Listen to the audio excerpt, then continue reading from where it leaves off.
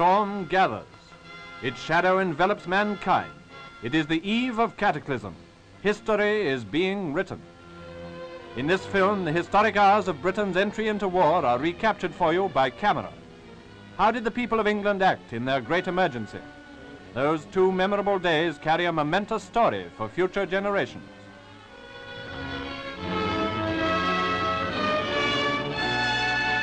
The crisis has been blowing up for a fortnight.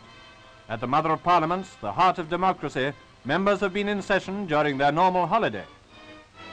In Downing Street, where the Prime Minister resides, first the Polish ambassador, then the German chargé d'affaires are visitors.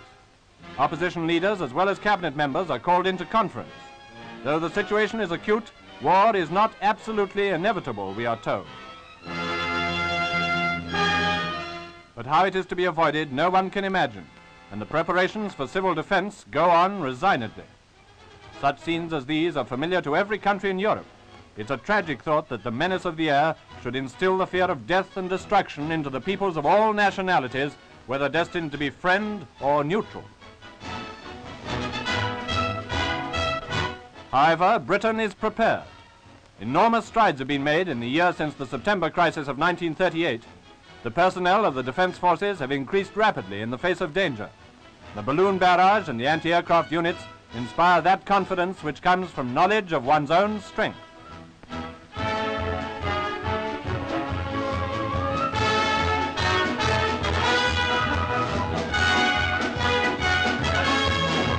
Outside Buckingham Palace, the King's sentries pass from peacetime scarlet to service khaki. The relieving guard wears steel helmets, which henceforth will replace the magnificent bearskins.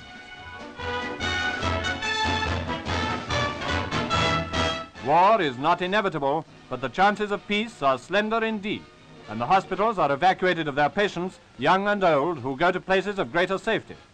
How pathetic that these innocent human beings, in the midst of their suffering, should have to endure the threat of misery to come. Evacuation looked like being a big ordeal, yet so skillfully had the schemes been planned, and so willing was the help forthcoming, that the immense emptying of Britain's cities was carried out with almost the air of routine.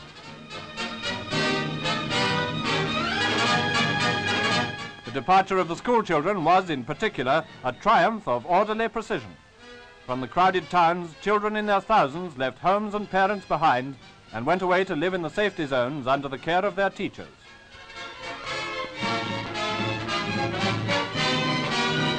And here, another consoling thought, most of the youngsters went away cheerfully enough. For them, fortunately, the whole procedure seemed to hold no terrors and was even regarded as a holiday. With food and clothing provided by their parents, and each carrying a gas mask, they entrained for their excitingly unknown destination.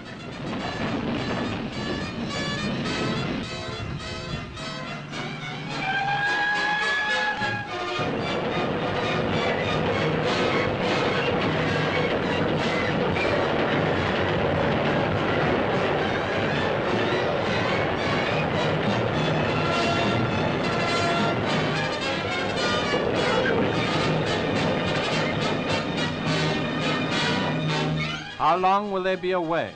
How long before they again return to live under the same roof with their parents?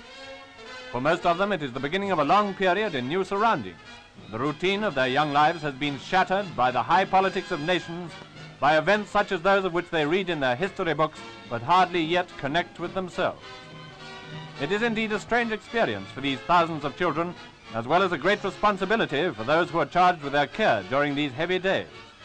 But the appeal of these homeless youngsters was one which captured the sentiments of the country districts, and the country districts cared for them with motherly solicitude. Parliament meets again as the crisis moves on to its climax. At 6 o'clock on Saturday, Mr. Chamberlain with his wife again leaves for the Houses of Parliament. It is now that Britain gives the final warning through the ambassador in Berlin. If German troops are not withdrawn from Poland, Britain goes to Poland's aid with all the resources at her command. The issue is set forth clearly. Britain will fight in the cause of her ideals.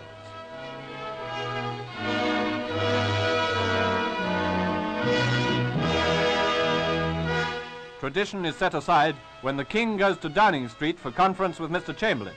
a graceful thought to save the anxious and hard-worked Premier a journey. 11 o'clock, an hour sacred to Britain for its association with armistice.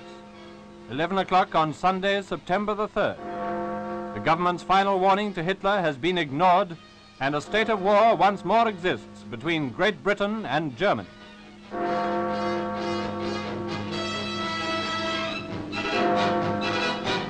Arriving at Westminster to hear the ominous decision, statesmen set a good example, thereafter universally followed by carrying their gas masks. Following the declaration of war, the cabinet has been reformed. Mr. Anthony Eden is now Secretary for the Dominions with special access to the War Cabinet. Mr. Churchill, as in 1914, is First Lord of the Admiralty.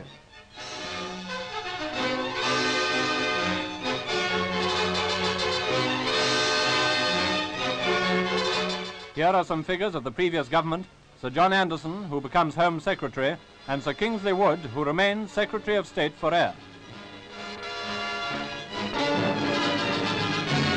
Sorrowfully from the House comes the Premier, whose efforts for peace, pursued unremittingly, have finally been brought to naught.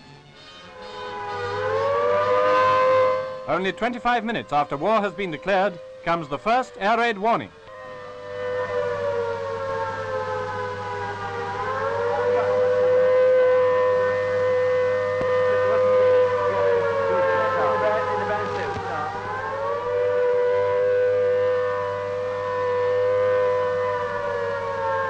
This was the opportunity for the people of Britain to demonstrate their traditional calm in the face of danger. There was no sign of panic. Men and women in the streets made their way quickly to the nearest shelter and queued up in orderly processions at the entrance.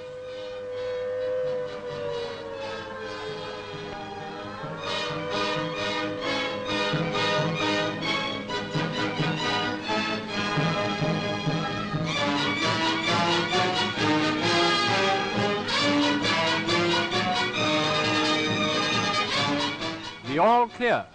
Although the alarm proved to be a false one, it was a swift reminder of what war now means to the civilian and a dramatic introduction to the new order of things. Evidence that the nation is in earnest can be seen in every street of London.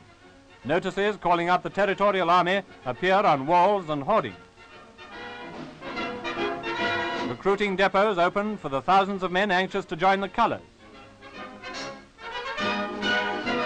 London's taxis are pressed into the service of the fire brigade.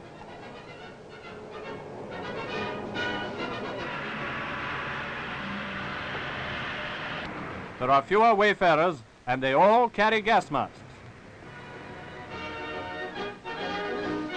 Mattresses are installed in government offices where civil servants overwhelmed with war work may rest.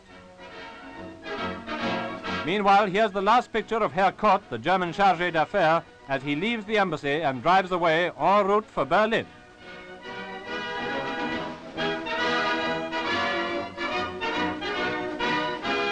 As for other foreigners in Britain, they have to report, of course, and satisfy the authorities of their good faith.